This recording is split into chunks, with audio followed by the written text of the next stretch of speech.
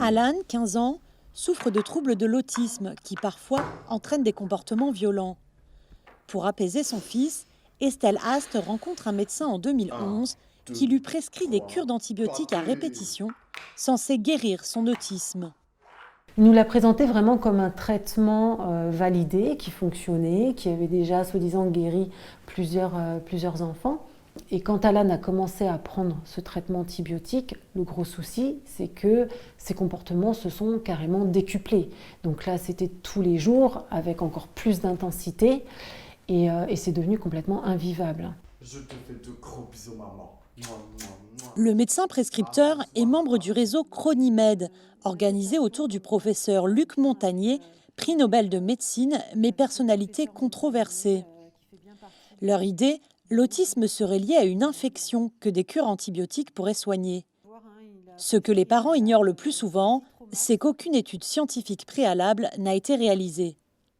Vraiment, j'ai été choquée parce que, en fait, je ne pense pas être naïve et de me dire que je me suis fait avoir d'autant plus par une personne comme le professeur Montagnier.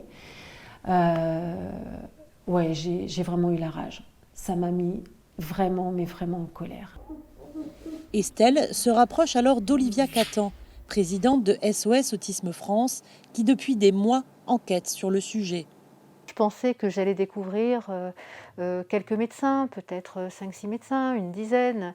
Et tout d'un coup, je me suis retrouvée face à quelque chose auquel je ne m'attendais pas du tout, un réseau, une sorte de nébuleuse européenne, avec 54 médecins qui viennent de France, de Suisse, de Belgique, d'Italie, d'Espagne, d'Allemagne, qui avaient traité des milliers d'enfants, puisqu'on a trouvé des documents qui parlaient de cela. En septembre dernier, Olivia Catan publie un livre pour dénoncer ces pratiques, alerte l'Agence du médicament et en appelle aux politiques.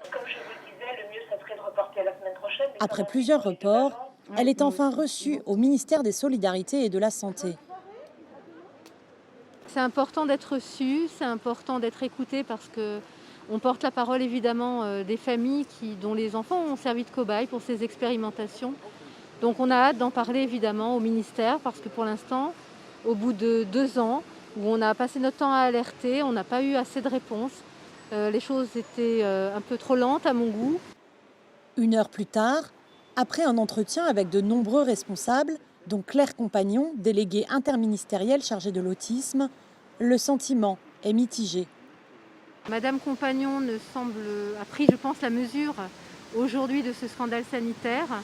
Je pense qu'elle n'y avait pas réfléchi avant, mais elle a compris, parce que je suis venue aujourd'hui évidemment accompagnée de mon avocat, que nous irons jusqu'au bout.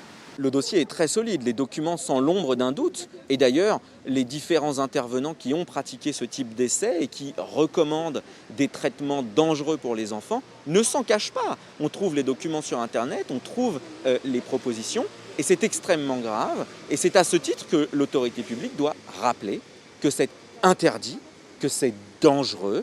Après avoir été saisi par l'Agence du médicament, le parquet de Paris a ouvert une enquête en septembre dernier, notamment pour mise en danger de la vie d'autrui.